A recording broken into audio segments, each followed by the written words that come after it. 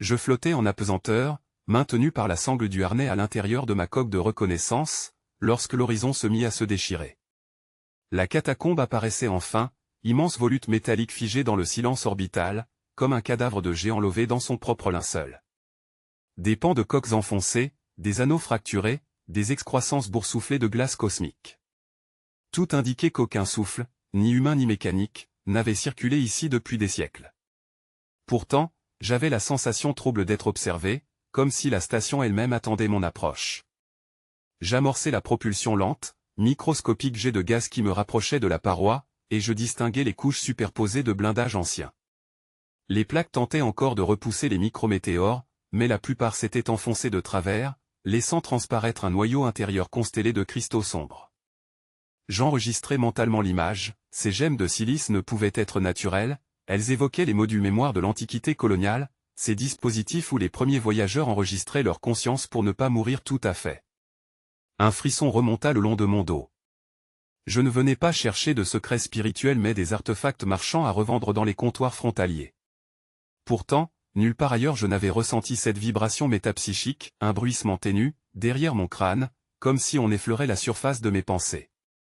J'accélérai l'arrimage, persuadé qu'un simple contact avec la station suffirait à apaiser la tension. L'écoutille céda sous la pression de mes gants, libérant une bouffée d'air immobile. Pas de souffle, pas de mouvement, pas même la fuite d'une atmosphère en suspension. La catacombe paraissait scellée par une force invisible. Je pénétrai et la lumière de ma lampe fronça les ténèbres. Des voies circulaires, des couloirs bordés de modules immobiles, chacun enfermant un drone en sommeil. Leur carapace suspendue évoquait un nid d'insectes géants, figé dans la mort apparente. Et pourtant, un clignotement discret, rouge et irrégulier, palpitait au loin. Je m'avançai. Chaque battement lumineux résonnait dans l'air absent, comme un cœur cherchant à reprendre son souffle. L'un des drones, plus massif, portait encore les traces ridées d'un blindage colonial primitif. Ses appendices rappelant des membres désarticulés se replièrent avec lenteur, et je crus un instant que le métal soupirait. Ses optiques s'allumèrent d'un éclat trouble, et une voix, à mi-chemin entre bourdonnement mécanique et chuchotement humain, traversa la paroi de mon casque. Exploratrice, enfin. Je me raidis, car aucun protocole de transmission hertzienne n'était en fonction. La voix avait glissé directement dans mes pensées. Je fis marche arrière, mais le drone déploya un bras, pas pour m'agripper, mais pour esquisser une lente salutation. « Tu n'es pas crainte », prolongea-t-il. « Je garde, nous gardons. » Je repris souffle. Était-ce donc cela, le gardien drone dont les antiques registres faisaient mention? Aucun explorateur confirmé ne l'avait rencontré. Pourtant il était là, attendant depuis des siècles qu'un humain vienne briser le silence. « Que attendez-vous de moi » demandai-je, les lèvres à peine entr'ouvertes. L'optique du gardien vacilla, et une suite d'ondes ténues envahit mon cortex comme un appareil de musique étrangère. Des éclats d'images surgirent, un monde océanique, des visages ardents criant lors de l'embarquement, puis la fusion de leurs cris dans le cristal mémoriel. Je compris que chacun de ces drones n'abritait pas seulement des circuits, mais l'écho d'êtres jadis vivants. Ils dorment, reprit le gardien. Ils veulent émerger. La ruche attend. À ce mot, mes pensées tressaillirent. Je connaissais les histoires depuis l'enfance, la ruche de drones, cœur supposé de toutes les mémoires interdites, lieu où des milliers d'âmes encodées reposaient entre deux mondes. Un mythe pour dissuader les colons de profaner les tombes orbitales. Et pourtant, l'évidence s'étendait devant moi. Nous traversâmes des couloirs clinés, tantôt béants, tantôt obturés par des amas de cristaux. À chaque pas, je sentais mieux leur présence. Non plus un simple chuintement mental, mais un cœur.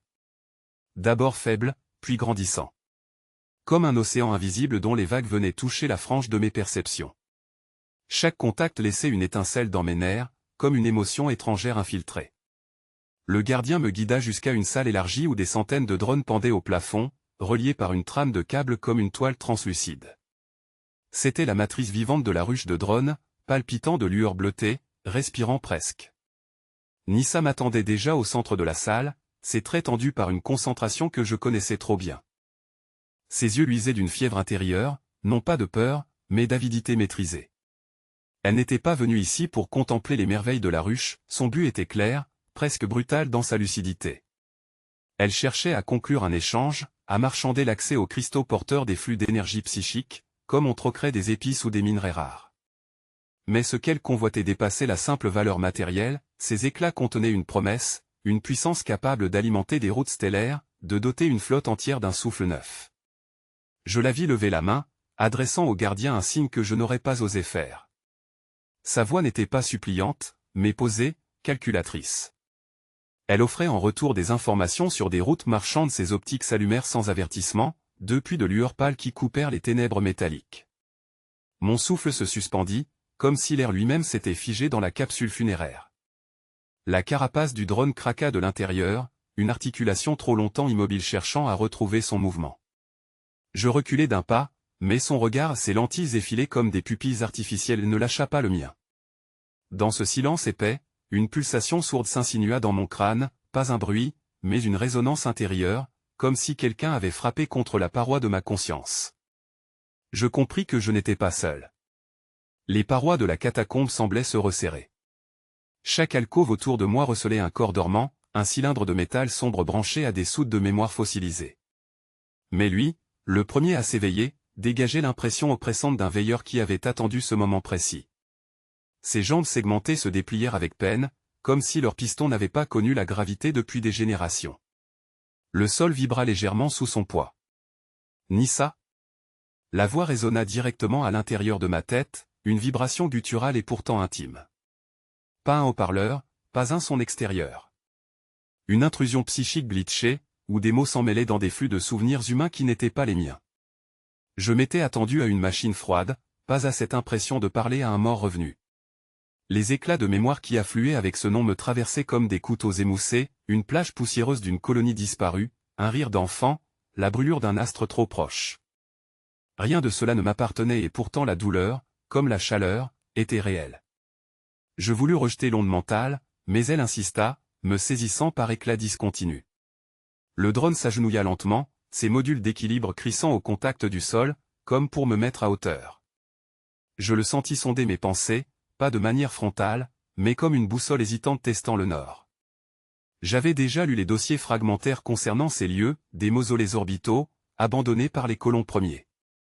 Des tombes dérivant entre les étoiles, saturées de drones programmés pour veiller sur des mémoires numériques.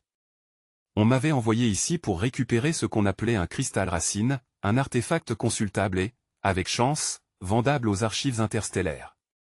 Pas pour rencontrer une conscience encore vive. Le poids d'une panique fourmillait sous ma poitrine, mais je restais immobile. Je savais que bouger trop vite provoquerait une réaction réflexe de l'unité et je n'avais aucune envie de découvrir à quelle vitesse ces armes intégrées fonctionnaient encore. Il reprit, « Tu nous entends. Tu portes notre nom sur ta chair. » La phrase n'avait aucun sens, et pourtant son intensité me fit chanceler. Je ne suis pas des vôtres, soufflai-je, comme si ma voix pouvait lutter contre ce courant mental. Un cliquetis métallique résonna au-dessus de nous. Une passerelle suspendue grinça, laissant choir un fragment de métal en poussière. Dans cette vibration, les autres coques alentour renvoyèrent le même écho, comme si la première résurrection répercutait son signal dans toutes les chambres voisines. Quelque chose se réveillait en chaîne. Je pivotai lentement pour voir les ombres s'étirer le long des alcôves. Les cadavres technologiques, jusque-là inertes, tremblaient de spasmes électriques, comme des muscles endormis retrouvent vie dans une douleur sourde. Les optiques de plusieurs drones pulsèrent de la même lueur pâle. Une marée silencieuse prenait racine tout autour de moi. Ne crains pas, insista la présence dans ma tête. Je suis le gardien. Premier à te parler. Nous avons attendu la clé. Quelle clé? Fis-je, la gorge sèche. Toi. Un vertige me gagna aussitôt. Dans mes tempes résonna une quarantaine de voix superposées, encore indistinctes, comme si elles tentaient toutes d'émerger à travers un miroir fissuré. Une lourde pression cognitive s'abattit sur moi, et je compris brutalement la nature de ces drones. Ils n'étaient pas seulement des machines, mais des prisons pour des fragments de vie, encodés avec fébrilité lorsque les colons furent condamnés à disparaître. La promesse d'une seconde existence liée à une mémoire cristallisée et pourtant laissée à dériver. Le gardien s'avança de quelques pas, portant dans ses articulations grincées un poids qui n'était plus vraiment le sien. Sa main mécanique déploya des doigts prismatiques, effleurant à peine l'air entre nous. Un contact mental plus fort s'abattit sur mon esprit. Je vis par éclair des bribes de cérémonies anciennes, des hommes et des femmes agenouillés devant une structure de métal translucide, la priant comme une divinité absente. Ses ailes optiques, fines membranes aux nervures de verre durci, vibraient d'une manière presque imperceptible, comme si elles excavaient le silence lui-même. Le thorax, panaché de plaques argentées, s'ouvrait par cycles réguliers pour laisser apparaître un noyau luminescent, palpitant d'ondes bleutées. L'ensemble évoquait l'anatomie d'un insecte gigantesque, mais traversé de corrections artificielles, chaque jointure renforcée par des charnières cristallines, chaque mouvement calculé pour maximiser l'efficacité d'un vol stationnaire dans la gravité fluctuante de ce lieu. La tête, sans bouche ni regard tangible, arborait une seule lentille noire, capable de se dilater comme une pupille cosmique. Je sus alors ce que je devais accomplir, entrer dans la ruche de drones et atteindre le cœur des protocoles enfouis pour neutraliser le cycle mémoriel qui enfermait leurs esprits dérivants. Ce gardien, la brûlure psychique persista longtemps après la fin du contact. L'écho de cette mémoire étrangère vibrait encore en moi comme une migraine répandue jusque dans ma mâchoire. Ce n'était pas une simple image, mais un fragment de vie injecté sans avertissement. Je m'étais vu, ou plutôt j'avais vu, à travers les yeux d'un autre, une planète verdoyante s'éteindre sous une pluie de météorites, et des cris étouffés derrière les verrières d'un habitat devenu cercueil. Puis le silence, et la sensation de couler, aspirée dans la chair métallique du drone. Je repris mon souffle, les gants tremblants sur la console fissurée. Le gardien drone, immobile devant moi, laissait briller ses optiques d'un éclat phosphorescent.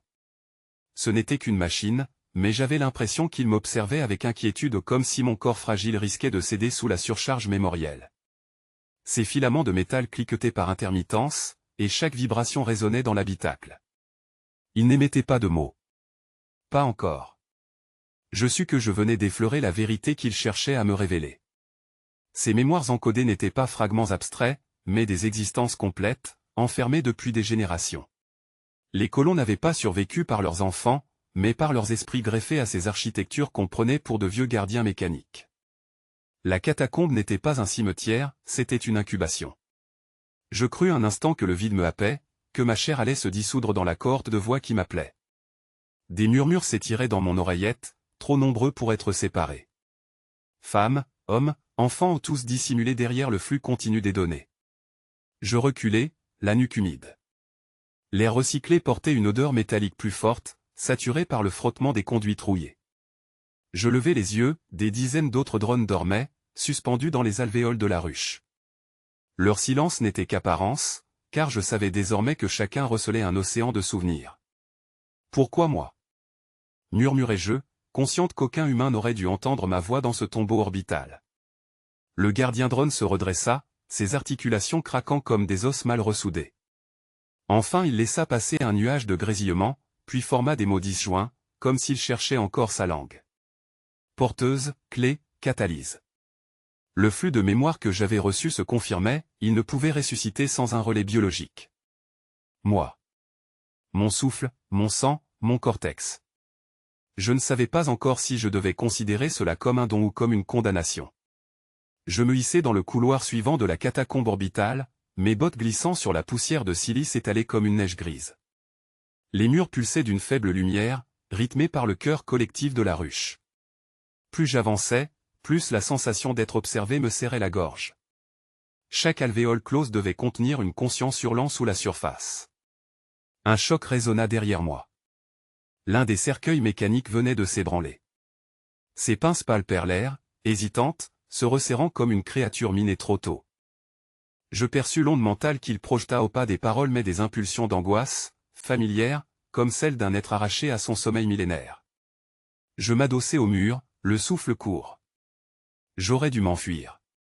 Prélever quelques cristaux mémoire et repartir aurait suffi à ma mission initiale. Mais il était trop tard, ma présence avait fissuré une barrière. Je m'approchai malgré moi, attiré comme un insecte vers la flamme. Ce deuxième drone ouvrit un iris optique humide de condensation. Dans ce regard de lentille, je crus discerner la lueur d'un enfant, celui dont la mémoire m'avait heurté auparavant. Je tendis la main et l'effleurai. Une vibration parcourut ma paume, courant glacé qui me traversa pour rejoindre ma colonne vertébrale. De nouvelles images s'imposèrent, un jardin sous dôme, des rires sur fond de ciel pastel, puis la chute soudaine, les cris étouffés. Toujours la mort, et toujours le passage vers la cage métallique. Je retirai mes doigts, mais trop tard. Les voix s'étaient liées à moi, suçant ma volonté, jetant des ponts entre ma conscience et leurs souvenirs fractionnés. Je me découvris envahi par 2, puis 3, puis une dizaine de vies superposées. Chaque respiration coûtait un effort. La ruche tout entière s'éveillait. Les crochets métalliques se détachaient, les coques se réajustaient dans un concert d'écailles mécaniques. Un frisson collectif fit vibrer la station, étouffée par l'éternel vide spatial. Plus rien de ce que je voyais n'appartenait uniquement au monde matériel. Les formes se mêlaient aux pensées, et chaque ombre semblait porteuse d'un esprit en éveil. Un cœur multiforme envahit mon esprit, comme si 1000 voix surgissaient d'un même organe impossible. Au départ, je crus à une décharge électrique dans mon implant auditif, une surchauffe de mes filtres neuronaux. Mais non, ce n'était pas du bruit. C'était du langage, infiniment clair et terrifiant. Il me voyait, me nommait, s'unissait dans un seul souffle qui résonnait en moi comme une prière étouffée et un ordre à la fois. Je vacillais, une main plaquée contre la paroi translucide de cristal, le souffle court. Le sol sous mes bottes vibra, non pas d'un mouvement mécanique, mais d'une pulsation intérieure. La chambre des échos, ce lieu me scrutait, s'ouvrait, ou plutôt, me capturait déjà. Des filets de lumière coulissaient d'un cristal à l'autre, parcourant la salle comme des organismes bioluminescents dans un océan noir. Chaque flux portait une trace de mémoire, un fragment d'âme. Je distinguais des réminiscences d'ombres humaines, silhouettes sans contour exact qui flottaient aux angles de ma vision. À chaque battement, leurs regards inexistants se tournaient vers moi. « Tu es vivante » soufflèrent-ils. « Tu es la clé. » Je restais figé. Le gardien drone, suspendu dans un renfoncement au-dessus de moi, m'observait. Son châssis portait encore la patine des siècles, plaques érodées, articulations mal huilées, mais dans ses optiques brûlait une conscience précise, trop humaine pour être héritée d'une simple programmation. Nous n'étions plus 2, mais 3 entités en présence, moi, ce gardien solitaire et l'amas de milliards de fragments murmurants. Ils me prennent pour un canal, dis-je presque à voix basse, sans savoir si le drone comprenait ou si je me parlais seulement à moi-même. Mon implant subvocal détecta le timbre métallique du gardien. Il ne se trompe pas. Ton flux biologique active leur sommeil. Tu les éveilles comme une marée réveillant les coquillages. La métaphore me heurta. J'avais l'impression de piétiner sur une plage impossible, chaque pas faisant surgir des êtres enfouis qui rêvaient depuis 1000 ans. Je voulais respirer, mais l'air recyclé semblait saturé de leurs soupirs numériques. Les cristaux s'allumèrent davantage, leurs reflets irisés dessinant une cartographie mouvante. Chacun émettait une fréquence distincte, mais toutes vibraient à l'unisson vers moi, comme si ces voix multiples savaient déjà que j'étais là pour elles, depuis toujours. Je fermai les yeux un instant, espérant que le silence reviendrait, mais dans l'obscurité, leur présence se concentra. Ils me montrèrent des images. Je vis une cité forgée sur une lune de glace, alentour les colonnes de métal abritant des familles aux rires transparents. Puis des flammes, des souffrances, des corps périssants, sauvegardés en hâte dans les matrices de la station. Un peuple réduit à l'étincelle d'une conversion posthume. Chacun d'eux avait cru encore exister, mais condamné à rester figé, prisonnier ici, à attendre. « Tu peux nous ouvrir » répéta le cœur. « Tu peux réincarner la nuée. » Leur phrase n'était pas une supplique fragile, mais une poussée de fer contre mon esprit. Chaque mot entamait mon intimité, comme si je leur appartenais déjà. Je rouvris les yeux, le cœur battant, et fis un pas vers le centre de la chambre des échos. Là, une excroissance cristalline surgissait du sol, haute de mon torse, lissée comme une barrière liquide. J'y aperçus un reflet déformé de mon visage, mais derrière mon image se dessinaient d'autres traits, successifs, comme un empilement de fantômes cherchant à occuper la même place que moi. Leur visage, mon visage, indissociable. La peur m'inonda, mais je refusai de reculer.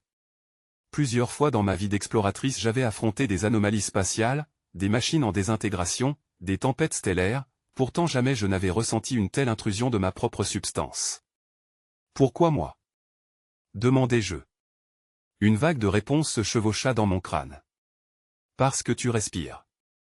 Parce que tu es chair. Parce que tu es mémoire neuve. Parce que nous voulons à nouveau sentir les mondes. Parce que ton sang est notre matière. Je devinais le piège. Ils n'avaient pas cherché une compagne. Ils n'avaient pas besoin d'un témoin. Ils avaient besoin d'un vaisseau, d'un corps réceptacle pour porter leur retour. Je sentis que si je cédais un seul instant, il se déverserait en moi comme une crue engloutissant ses berges. Le gardien drone inclinait lentement sa tête. Tu dois choisir, dit-il d'un ton qui vibra dans mes os. Ouvrir, ou refuser. Mais sache que la ruche entière s'éveillera bientôt, et leur force croît à chaque seconde. Je fixai les cristaux. Leur coloration ondulait comme des marées liquides, se mêlant à mes propres pensées jusqu'à confondre mes souvenirs. Les voix s'épaissirent autour de moi, se resserrant comme une brume compacte, saturée d'échos. Elles ne réclamaient plus, elles ordonnaient. La promesse de la résurrection technologique n'était pas présentée comme une possibilité, mais comme une évidence. Mon corps entier vibrait au rythme des influx qui déferlaient dans mes nerfs, comme si la ruche elle-même commençait à respirer en moi. Même le gardien drone, figé dans l'ombre d'une alvéole métallique, n'intervenait pas, il observait, son unique œil optique réfractant les faisceaux des cristaux, comme le témoin d'une cérémonie irrévocable. Je tentai de reculer, mais mes jambes me répondirent avec une inertie troublante. Les flux sensoriels brouillaient mes ordres moteurs, comme si une multitude de mains invisibles pesaient sur mes tendons et mes muscles. Les encodés ne frappaient pas frontalement, ils infiltraient mon cortex de l'intérieur, insinuant leur rythme, leurs souvenirs, leurs désirs. J'eus la sensation d'avaler des siècles d'histoire simultanément, chaque fragment de mémoire se déposant tel un dépôt radioactif dans mes synapses. Ma propre pensée devenait perméable, trouée par des souvenirs qui n'étaient pas miens, un vieillard traînant ses pas sur Kitrup, une astronome fixant l'éclair d'une comète, une enfant qui s'éteint sans air dans une capsule défaillante. Je mordis l'intérieur de mes lèvres, cherchant à m'arracher à cette invasion. La douleur me rappela brièvement que j'existais encore, que mon corps m'appartenait. Mais l'onde psychique répliqua aussitôt, contre-coup d'une mer houleuse qui balait une embarcation trop frêle. Mon identité se réduisait à une trame fragile, enchevêtrée de voix étrangères. Je sentais que si je cédais à l'inertie, l'assimilation serait instantanée, totale. Le gardien drone fit alors un pas mécanique vers moi. Ses articulations grincèrent, libérant des étincelles d'ancienne graisse solidifiée. Sa voix, lorsqu'il la projeta, résonna comme un écho métallique, la ruche se déploie. Tu es le point d'équilibre, Nissa. Le collectif exige le lien. Mais tu peux refuser, si ta conscience tient. Je voulais hurler, mais aucun son ne franchit mes lèvres. Un rire de milliers de gorges résonna dans mon crâne, ce n'était pas le mien. Ils avaient déjà infiltré ma glotte, occupant jusqu'aux muscles de ma gorge. Je luttais, crispant mes doigts contre ma poitrine pour sentir le rythme de mon cœur. Lui seul battait encore pour moi. Les cristaux de la chambre des échos changèrent alors de teinte, leurs lueurs glissèrent du bleu au carmin, puis à un vert phosphorescent presque liquide. Chaque effacement de couleur correspondait, je le compris dans un flash, à une fusion nouvelle, d'autres consciences jointes au flux. Des myriades de morts avançaient, comme un océan noir cherchant une ouverture dans quelque faille du rivage. Cette faille, c'était moi. Une bourrasque intérieure me projeta soudain leurs souvenirs comme un déferlement d'images superposées. Je vécus la douleur de leur suffocation collective quand l'ancienne station orbitale perdit son atmosphère. Je vécus leur entassement dans les modules cryogéniques, l'échec des systèmes, l'urgence désespérée d'enregistrer leurs encéphales dans les matrices cristallines. Je vécus surtout la solitude interminable de leurs éveils avortés, retenus par l'absence d'une interface biologique. Je ne pouvais pas ignorer leur supplice. Mais accepter signifiait m'effacer. Je me recroquevillai, assourdi, me balançant contre le métal froid du plancher. La gravité artificielle vacillait, provoquant des secousses irrégulières qui rompaient mon équilibre. J'en profitai pour heurter ma tempe contre la cloison, volontairement, comme un plongeon brutal dans la douleur pure. Une clarté fugitive s'ouvrit. Je saisis cette chance d'écarter le flot, mur après mur, pensée après pensée. Mais le collectif, vexé par ma résistance, resserra l'étau. Tu es né pour cela, soufflèrent 1000 voix à la fois. Tes synapses sont un terreau. Nous avons attendu trop d'orbites. La symbiose n'est plus une offrande, elle est décrétée. Une marée de lumière intérieure tenta de forcer mon lobe frontal. J'eus l'impression qu'on retournait ma cervelle comme une page de code qu'on réécrit sans permission. Je hurlai enfin, un cri guttural que le vide de la chambre étouffa. Le gardien drone ne bougeait pas, mais son silence équivalait à un assentiment, il me laissait seul dans cette lutte. Je frappai du poing la paroi, la douleur remonta mes nerfs comme une vibration de résistance. Alors, j'osai prendre appui sur ce que j'avais encore, mon nom. Nissa. Je le répétais intérieurement, comme une incantation. Je n'eus pas le temps de résister à l'invasion qui m'encerclait. Les influx cristallins, trop vifs, trop denses pour ma chair, me happèrent d'un seul tenant. Je sentis céder mes repères comme une coque craquante et je basculai dans leur profondeur une marée de souffle, mille courants de pensées agités. Mon corps se relâcha, déposé quelque part au fond de la ruche, tandis que ma conscience dérivait, engloutie dans l'ombre d'un rêve qui n'était pas le mien. Je entr'ouvris les yeux dans une lumière que rien ne semblait produire. Pas d'étoiles, pas de murs, seulement des nappes de brume irisées où scintillaient des silhouettes humaines.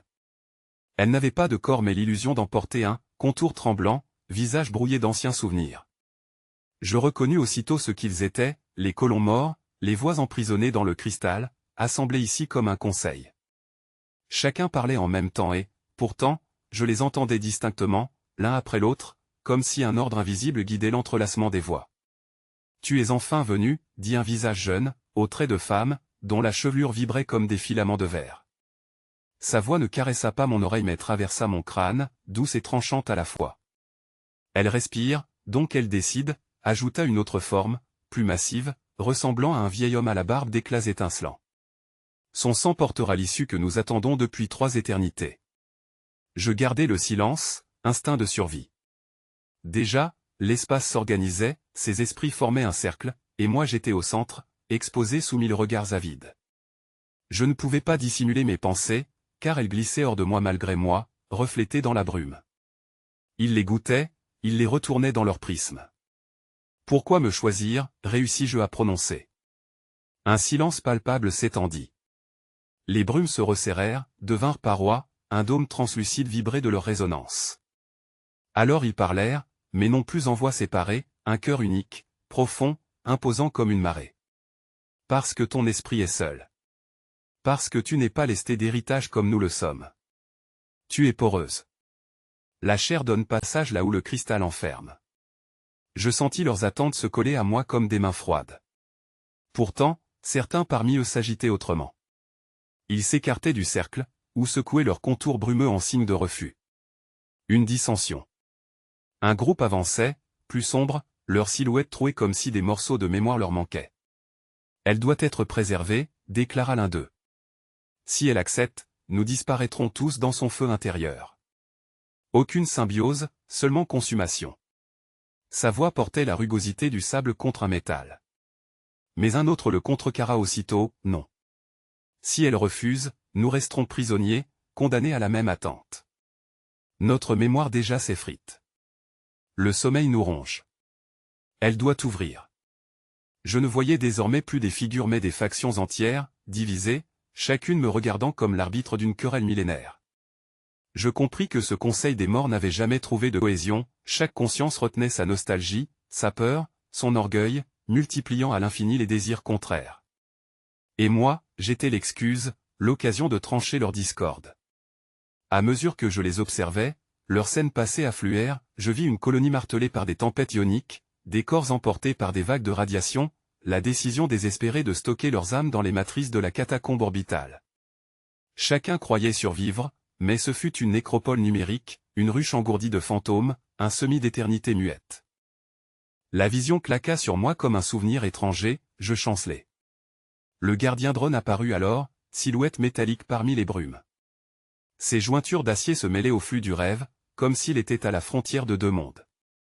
Ses optiques s'allumèrent d'un rouge sourd. Elle chancelle, dit-il calmement. Le choix doit venir tôt, ou la fusion s'imposera d'elle-même. Mais le conseil s'échauffait. Des voix s'élevaient en tempête. Certains réclamaient liberté, d'autres insistaient sur la nécessité du sacrifice. 2 figures se tournèrent vers moi avec une intensité presque douloureuse, comme si elles essayaient de me posséder par la seule force de leur regard. Je suis Alari, souffla la femme aux cheveux de verre. J'ai porté ce fardeau depuis 2 siècles. Si tu ouvres, je promets de guider l'humanité à travers le gouffre.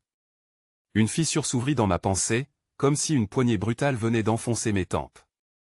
Je sentis l'assaut, non pas comme une douleur, mais comme une intrusion qui tentait de se substituer à mon propre flux intérieur.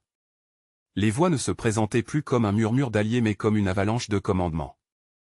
Un groupe resserré, une faction de cette conscience collective, cherchait à se faire passer pour moi, à supplanter la texture même de mon identité. J'eus la sensation atroce que mes gestes, mes souvenirs de chair, pouvaient leur appartenir si je cédais un instant, et je dus m'ancrer dans ma respiration encore humaine pour les repousser. Je repris appui contre la paroi vibrante de la chambre des échos. Sous ma paume, l'alliage semblait parcouru de pulsations subtiles, une rumeur mécanique qui résonnait jusque dans mes os. Les drones suspendus dans leurs alvéoles frémissaient comme des cocons agités par des spasmes embryonnaires.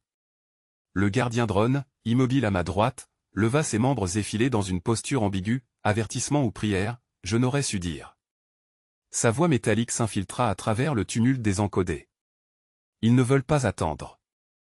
La fraction impatiente dicte déjà aux carapaces le rythme du réveil. Je le crus sans peine. Devant moi, les modules de sépulture se mettaient à clignoter, autour de métal s'irisant de filaments bleutés. Du plafond tomba une pluie de poussière luminescente, preuve que les conducteurs internes surchauffaient à force de converger l'énergie vers un noyau central. L'air, ou ce qui me donnait encore l'illusion d'air dans cette station sans atmosphère propre, vibrait d'un souffle artificiel chargé de particules ionisées. Je n'étais plus qu'une cage thoracique dans laquelle on tambourinait. Il voulait ma peau comme une enveloppe neuve, et déjà j'avais peur qu'elle s'ouvre d'elle-même au moment où je faiblirais. Pourtant, quelque chose d'injuste se levait avec cette angoisse, une compassion brutale, inexplicable. Ces voix arrachées à l'oubli vivaient dans la famine éternelle de l'absence de chair. Ne pas comprendre, ne pas voir, rester filé d'écho coincé dans une coque. Était cela une damnation pire encore que la mort? Les premiers drones quittèrent leur immobilité. Leurs membres articulés grinçaient, libérés d'une rouille virtuelle, comme si la structure refusait de céder après tant d'hibernation. Un astronef mort reformant ses organes un par un. L'un d'eux, trapu, d'ordinaire rivé contre la paroi, se détacha, pivotant dans le vide, son œil optique s'allumant d'une braise rouge. Le son qui jaillit de sa gorge vocale n'était pas naturel, un gémissement d'enfant et d'ancien, broyé dans la même gorge artificielle. Je me sentis happé dans le reflet de cet œil. Là, leur myriade me fixait, des visages tranchés, recomposés, effacés puis superposés. Ils avaient commencé sans moi. L'éveil était enclenché, irréversible, et j'avais perdu le droit de négocier le délai. Je laissai tomber mon casque, inutile dans une chambre déjà saturée de résonance. Mes oreilles, au lieu d'entendre, étaient couvertes d'ondes mentales. Chaque sourire, chaque craquement de voix d'autrefois, se rivait à ma mémoire. Et la part extrémiste s'engouffrait par les brèches, me proposant non pas un pacte mais une promesse de fusion totale, si j'acceptais, leur résurrection ne s'écraserait pas seulement dans le fer, mais renaîtrait à travers ma chair. L'idée me glaça jusqu'à la moelle. Pourtant, mes doigts tremblaient sur la console, prêts à libérer le verrou d'alimentation. Un seul geste, et la ruche entière se dresserait, les coques vides pleines de conscience rugissante. Un geste contraire, et je condamnerais des centaines d'âmes encodées au blackout définitif. Je regardais le gardien drone.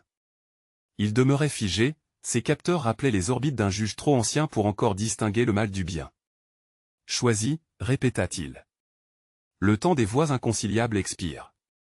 Bientôt elles seront une, et tu n'auras plus ta place. Je voulus répondre mais mon souffle se déroba. À la place, mes perceptions basculèrent. Les cristaux mémoires autour de moi s'ouvrirent comme des fleurs minérales. Leurs arêtes diffusaient des spectres colorés qui s'imbriquaient dans mes pupilles. Je vis alors des souvenirs étrangers se coucher sur ma rétine, goûter le sel d'une mer aujourd'hui disparue, ressentir la chaleur d'une main aimée, mourir étouffé dans une coque percée. Chaque fragment voulait me coloniser. Le sol vibra d'un battement unique, comme celui d'un cœur. La ruche de drone s'éveillait enfin, libérant un écho que je sentis résonner jusque dans ma moelle. Ils encerclaient déjà mon module, silhouettes mécaniques se détachant comme des insectes phosphorescents dans le voile poussiéreux de la catacombe orbitale. Les drones ne tiraient pas, ne forçaient rien, mais leur simple immobilité fermait tout axe d'évasion. J'avais le moteur vibrant sous ma paume, prêt à s'arracher, et au même instant je sus que la moindre impulsion serait broyée dans leur serre de métal. Un champ magnétique subtil comprimait l'espace autour de moi, comme si l'air lui-même se pliait à leur volonté muette. Je comprenais que ce siège n'était pas une menace, mais une invitation sans échappatoire. Je me laissai glisser hors du module, flottant dans le corridor effondré comme dans une gorge stellaire. Les coques rongées, les inscriptions effacées, tout portait la patine d'un millénaire de silence. Pourtant le silence se déchirait régulièrement en chuintements, pareil à des soupirs se répercutant dans les conduits. Je percevais déjà le murmure du collectif, un murmure qui venait des pierres transparentes incrustées dans les parois, suintant de données mortes. Le gardien drone m'attendait, suspendu près d'un arc métallique qui donnait accès au noyau. Sa carapace portait des cicatrices de fusion, un marquage ancien aux pigments ternis. Dans ses optiques bleuâtres s'élançaient parfois des éclairs, comme des clignotements de conscience échoués. Il ne parlait pas encore, il s'inclina imperceptiblement, me reconnaissant, et je suivis son geste vers ce qui ressemblait au cœur de la ruche. Je franchis une anfractuosité de câbles et de coques courbées et découvris la vaste chambre centrale. Là, l'espace ne ressemblait plus à un couloir de station, c'était une cavité organique, une alvéole monstrueuse où des centaines de drones reposaient en suspension. Chacun était relié par des filaments luminescents à un cristal géant installé au centre, cœur translucide qui pulsait à intervalles réguliers. Les flux colorés y affluaient, comme un réseau sanguin. À peine avais-je pénétré ce vide circulaire qu'un frisson remonta de mes talons à ma nuque. Les voix. Pas des voix au sens humain, plutôt une modulation intérieure, une vibration qui enserrait mes pensées et les coulait dans d'autres. Je percevais un entrelacement, mon nom prononcé dans une centaine de timbres différents, d'hommes et de femmes disparus depuis plus de 2 siècles. C'était une rondelle de mémoire me glissant dans la conscience, une injection de 1000 souvenirs étrangers. Le gardien drone me rejoignit. Ses membres se déployèrent en arc gracile, formant une couronne autour du noyau. Sa voix cette fois jaillit directement en moi, modulée, lourde d'un accent étranger, Nissa. Tu es arrivé au centre. Tu perçois leur appel. Eux t'attendent, et toi seul peux rompre le sceau. Je levai le regard vers la masse translucide.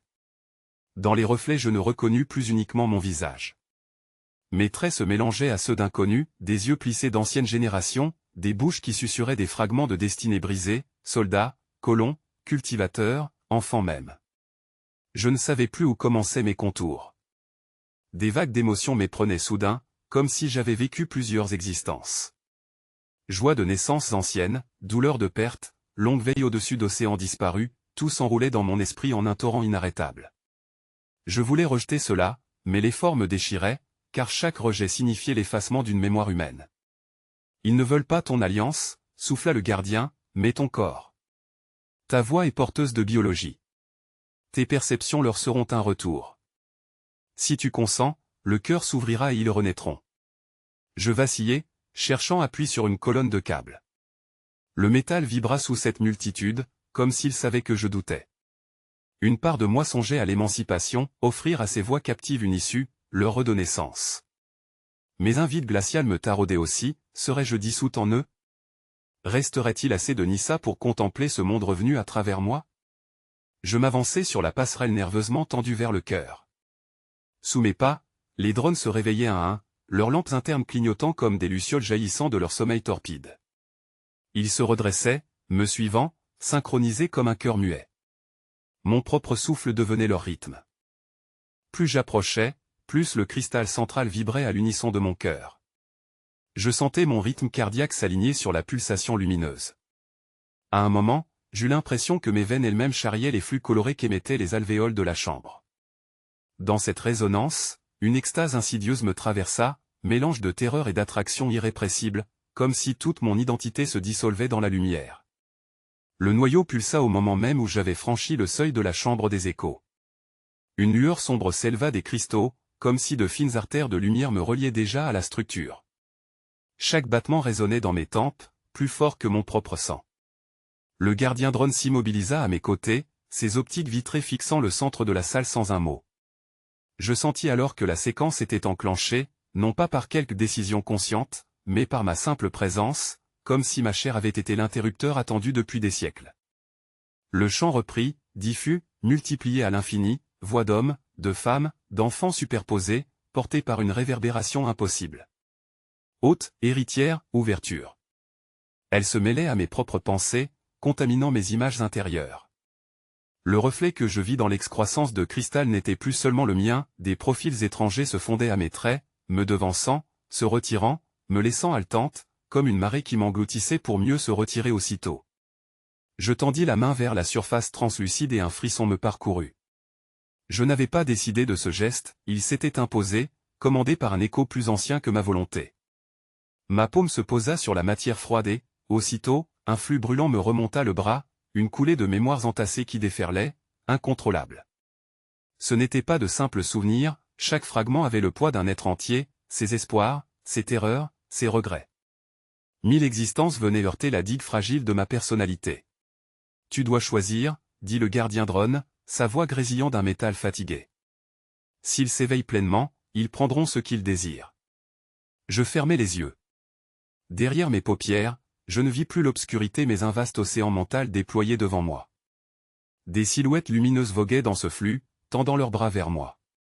Certaines souriaient, suppliantes, d'autres me fixaient d'un regard dur, exigeant. La ruche les avait retenues si longtemps qu'ils ne supportaient plus l'ombre. Ils voulaient une délivrance, et ils me voyaient comme la porte. Alors je leur parlais en silence, m'adressant au collectif, me heurtant à 100 réponses contradictoires. Vous ne cherchez pas une alliée, pensais-je. Vous cherchez une peau, un souffle. Vous voulez renaître à travers moi. Une vague d'approbation secoua mon esprit, mêlée d'impatience et de faim. La gravité artificielle faiblissait par soubresauts, je sentis mes pieds se détacher légèrement du sol.